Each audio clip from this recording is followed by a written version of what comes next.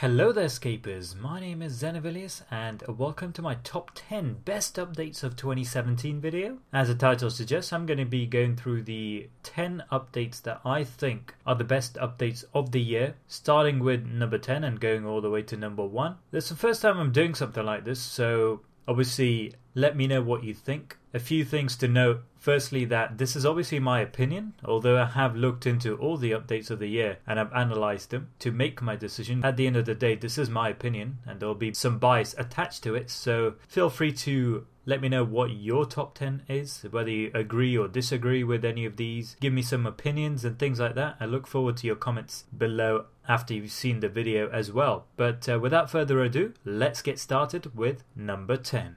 Just about sneaking in at number 10 are the two invention updates that came out this year. Firstly, on the 6th of February, there was the Firemaking and Smithing update to Invention, which expanded Invention's reach within the skilling sphere, if you like. So people who prefer to train different skills could now benefit both ways. Firstly, they could train up their Invention using their preferred skills, but also Invention, with the perks that they released, would also help them within their skills. So it was a two-way win-win situation. Previously, there were only 3 skills that were catered for by Invention, which happened to be mining, fishing, and woodcutting. But now they've expanded their repertoire, so there's 5 now, and I actually analyzed these in quite a high level of detail. I released 3 videos based on these, so if you'd like to have a look to explore this update, feel free to do so. The second one is probably the most significant one, Invention Batch 2, quite delayed, but it was important because it bridged the gap between 105 to 120 invention, which was fairly empty. There might be 1 or 2 items, if at all any, in terms of content between those 2 levels, and Invention being a 120 skill when it was released, it was kind of surprising that there was nothing there for the gap to be filled in for about 18-19 months since Invention actually got released. So this was an important update in that respect. It was a useful update as well. Some of the items they released were actually quite useful, namely machines for offline money making for those people who wanted to use it, given the different options. Also the 12 new devices they released, some of which are actually pretty useful. So a lot of stuff to look at, and I think on the whole it was a pretty decent Invention update, something that the community sorely needed and something that Jagex delivered reasonably well in. And number 9, it's not really an update, but it is something that's extremely important for the future of RuneScape, I think, and it's the fact that they released a lot of content to F2P for F2P to have a look at.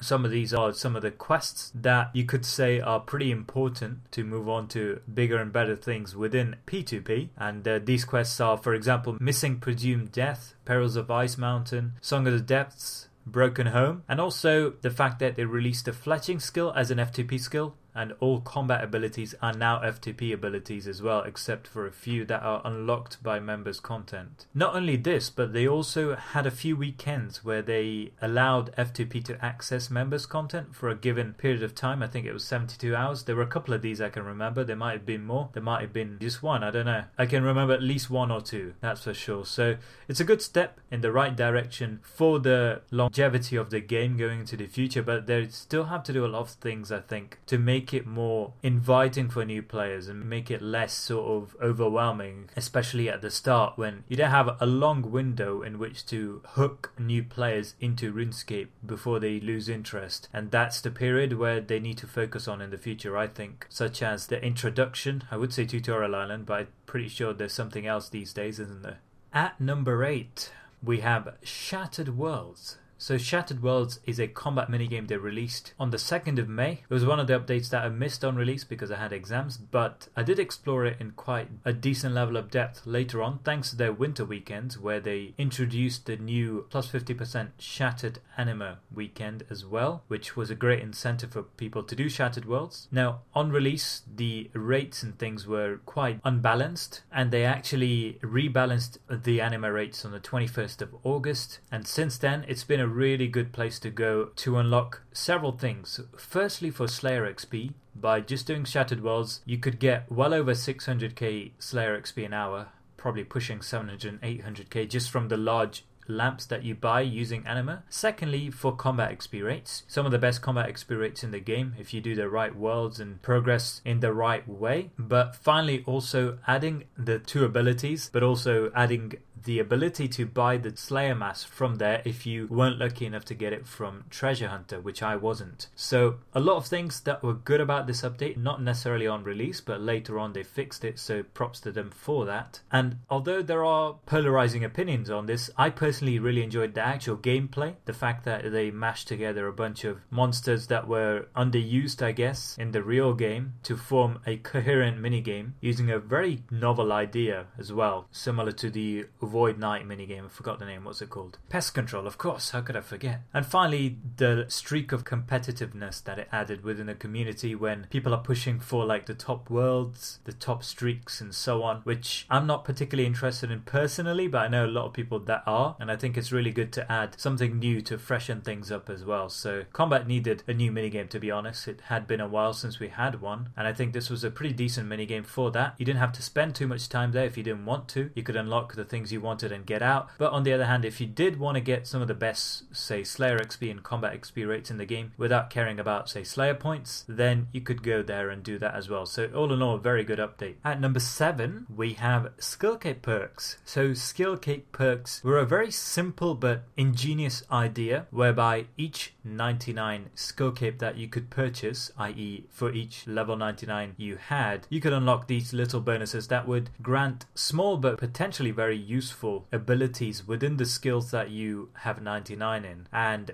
if you had the Comp Cape, Max Cape or Trim Comp Cape, you could add, I think it's 3 into them. So you can carry 3 of these around at any given time, which is even better. My personal favorites are probably the Rune Crafting Cape, something I didn't realize until very recently, that you could use it to reveal the rune required for the Rune Goldberg machine. I was just chanting my arm every time I did Viswax at reset, but this one was pretty good. You have the Slayer Cape, which basically acted as a ferocious ring. Pretty handy ability there. You have the Dungeoneering Cape, which acts as a Horde Stalker ring, essentially teleporting you to any resource dungeon. You have the Ranged Cape, which basically gives you the effect of an Avaz device. If you don't have the Comp Cape, this is pretty useful because even with a Max Cape you can put it on, or even without the Max Cape, just wearing the Ranged Cape you can have an Avaz device. And there are loads of other things like that which are very useful. A small but extremely rewarding update, which I think was probably one of the most successful if you go by the proportion of the community which welcomed this update without any hate attached to it.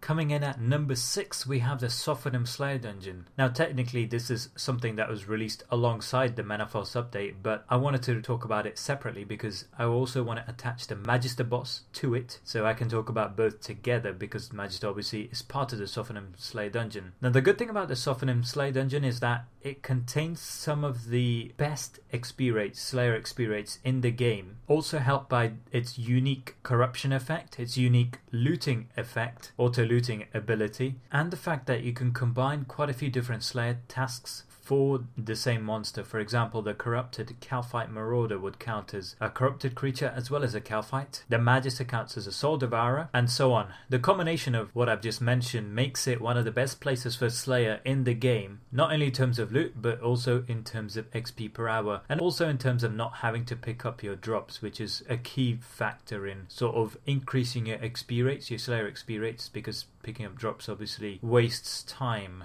and effort. As for Magister itself, obviously it was a pretty big disappointment on release, but I think people expected it to be a very high level and rewarding boss, which may not have necessarily been Jagix's intention when they released the boss. Therefore, people were disappointed, but there were also loads of other reasons for them to be disappointed. Thankfully, they have sort of buffed Magister a little bit since it's released. For example, decreasing its defense so it's not as tanky, increasing or changing the way it drops the scraps, which are used to convert tier 82 Kopeshas into tier 92 dual wield melee stab weapons. And also they've increased the drop rate of the Gloves of Passage. So a few improvements, nowhere near the best, and therefore I think it's quite apt that it hasn't broken into the top 5, but I think number 6 is a reasonable position for this update, and I think it should still be one of the best Slayer XP rates going around going into 2018 as well, given the plethora of monsters there are here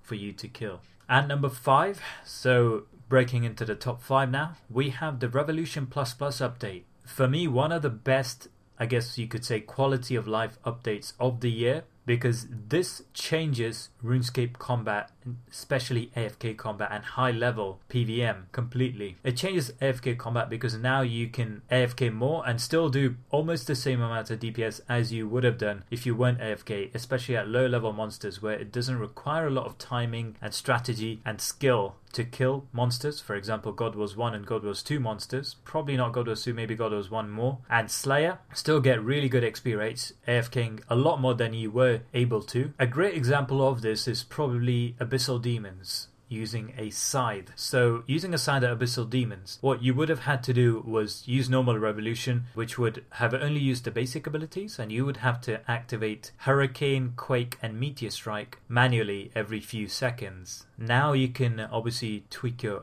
ability bar so that you can activate all of them together, and whether or not you're paying attention makes very little difference at a monster like Abyssal Demons, where it's just very monotonous. There's not much strategy involved. On the other side of the coin, we have high level PVM. So for people coming into high level PVM for the first time, this makes it a lot better, because if they have the right ability bar, which uses thresholds, ultimates and basics, also they added the ability to toggle each of these on and off 1 week after the release of the update on the 6th of November, so on the 13th of November. This in turn allows people to focus more on the boss mechanics, not have to pay attention to DPSing manually as much when their bar will do most of the work. So I think it's a great update on both sides of the coin. On a side note, they also increased the damage given by both legacy combat and special attacks, and also they've added the ability to sort of make your revolution bar size smaller or larger, up to 14. So 14 is the length of a full ability bar. In terms of how much I can talk about it, that's pretty much it, but in terms of its implications, you can go on and on about it for a long time. Okay, we're into number 4 now, and we're into the big boys if you like. Number 4 is Menaphos. Now, you may or may not be surprised that I haven't put it higher. There are a few reasons for that. It's at number 4 because it's, I guess, technically and in terms of the amount of resources taken, one of the, if not the biggest update of the year. But it's far from the best update of the year, and there are a few reasons for that. Let's go to the pros first. Let's get the good news in. There are lots of good things about it. It's a fantastic mid to high level hub for players. It's got a ton of content for players to train in loads of different skills. The journal mechanic, which was reasonably successful in the Arc, for which I made a guide, the Salty Guide, now has its counterpart in Menaphos, the Sandy title, which again is very, very good for people who just like exploration, like lore, like finding out, like completing things, that kind of thing. It's great for those kinds of people as well. So all in all, Menaphos is a fantastic update. Best part, in my opinion, about Menaphos is the sheer scale, grandeur and graphics. I mean, they've done a humongous job. I would probably come here if I was able to do all the things I could do, just to have a look at how good this place is and just to soak in the atmosphere. On the flip side, the reason it's at number 4 and not at number 3, 2 or 1, for example, is that they got a lot of things wrong when they released it. Firstly, they added a reputation system which was so monotonous, and it forced people to come to Menaphos for all the wrong reasons, I think. Also, the much hyped Shifting Tombs update was really underwhelming for the amount of effort and clicking involved. The XP rates, especially for thieving, just didn't live up to the billing. And to be honest, right now, as I'm recording this video, I'm in Menaphos and I'm just sad to see that it's so empty. I was hoping that, you know, it would become a reasonable hub for players, but players are still flocking to Prifddinas, which is fine. I mean, Prifddinas has a lot of benefits over Menaphos, but I just think Menaphos could have been done better. It feels like a shame that such a beautiful update is not being enjoyed as much as it should be, given the amount of effort gone into it. But hey, what do you know? That's the way things are sometimes, and I think they learned from it. They are kind of scrapping expansions, is that right? I'm not sure. They were meant to release a few expansions this year, but they only released Menaphos. So all in all, it's a pretty decent update, but a lot of things could have been done better. Now we're into the top 3, and at number 3 we have the Luck Rework. The Luck Rework was one of the most awaited and anticipated updates of 2017 for many reasons. Number 1 is that it made a lot of people a lot of money. No two ways about it. The people that planned well had their treasure trail items stocked up to get those fortunate components. The people that had the right requirements and the right infrastructure in place to immediately log in and make as many luck of the dwarves as possible, made bills and bills. Unfortunately, that wasn't me. Me being the noob that I am, I didn't quite take advantage of it. But back to the main point of the update, the reason it was such a good update was that it was long overdue. RuneScape's luck system was a bit of a joke, really, and they needed to improve it on several different levels, and they delivered on almost every single front that was expected of them. Firstly, they released different tiers of luck for different leveled people. Also, they allowed the luck rework to apply to different parts of the game, not just PVM, not just PVM drops, but also treasure trails and skilling as well. And it didn't just apply to rare drops, it also applied to unique drops. It improved the chances of unique drops, which made it all the more appealing. And they also added a surprise element to it, which was the Hazelmaze signet ring. I mean, you could argue that they stretched it a little bit, made it slightly frustrating given how rare it was to get the Hazelmaze signet ring and just dragging it out too long. But I think it was a great update on the whole. I'm glad they did something like the Hazelmaze signet ring, a ridiculously rare drop. I personally wanted something like that in the game, to be honest. A ridiculously rare, high value, very useful item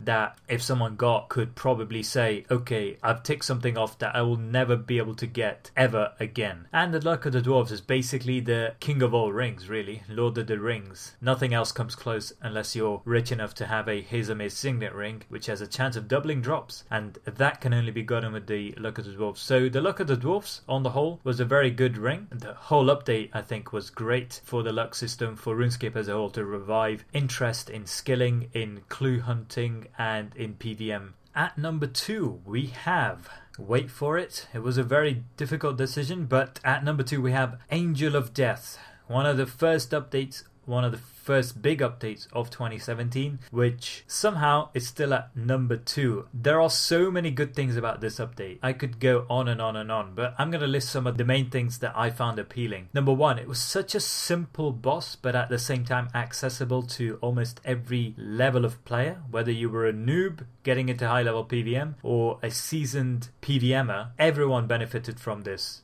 Had reasonably complex mechanics without being over the top. It was reasonably fast to kill. It had mechanics that benefited both small teams but also masses, so there were benefits to doing both kinds of PVM. It was very well designed in terms of the drops. There was a very, very big surprise on release when people looked at the Beast tab, only to see that what was promised was these overhead prayers, tier 99 overhead prayers, but then they also released Dual Wield tier 92 Mage, which was a big surprise, but something that was very well received by the community. And the drop system as well, severely penalizing you for going with any more than 7 people in terms of the drop rate of the wand and the orb, so forcing people to do 7 mans, and therefore by doing 7 mans it's not a ridiculously small number of people, so you don't have to be elitist to be able to do 7 mans, but at the same time you have to be reasonably good. You have to know your stuff, you have to know how to DPS well, you have to know all the mechanics, you have to sync together. So I think it's the quintessential group boss, to be honest. Very little to find fault in, except for some of the day of release shenanigans, which caused prices to rollercoaster up and down depending on some of the